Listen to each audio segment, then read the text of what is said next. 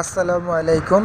আজকে আমি আপনাদেরকে খুব অল্প সময়ের মধ্যে কিভাবে নাস্তা বানানো যায় সেটা নিয়ে একটি ভিডিও করব।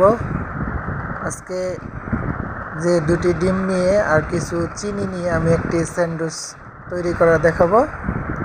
সেটা আপনাদের পুরো ভিডিও জুড়ে আপনাদের সাথে আছে। ভিডিওটি আসলে সবচেয়ে বেশি বাচ্চারা এই ধরনের খাবার বেশি পছন্দ করে। আপনারা চাইলে আপনার বাসার জন্য আপনি বানিয়ে নিতে পারেন। আপনার ভিডিওটা দেখেন কিভাবে খুব অল্প সময়ের মধ্যেই করতে পারি।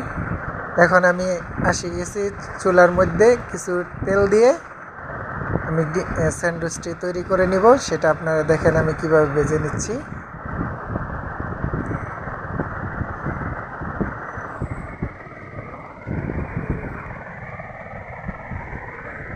তেল দিয়ে খুব আমি কড়াইটা চতুর সাইডে ছড়াই নিচ্ছি। এখন আমি স্যান্ডউইচটি ডিমের সাথে মিক্সার করে চুলার মধ্যে দিব।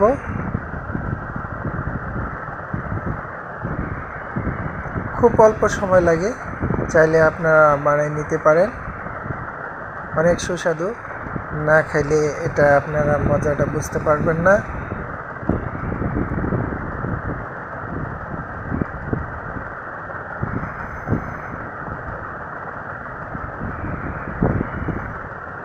আমি উল্টে দিতেছি ভাজাটা।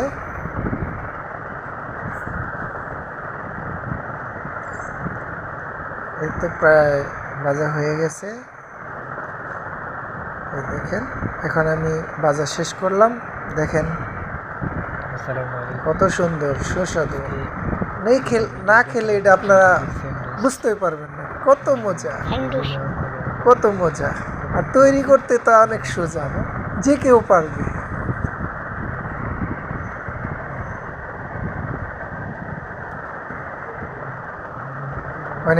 চাইলে আমার চ্যানেলটা সাবস্ক্রাইব করবেন পরবর্তী ভিডিও পাওয়ার জন্য।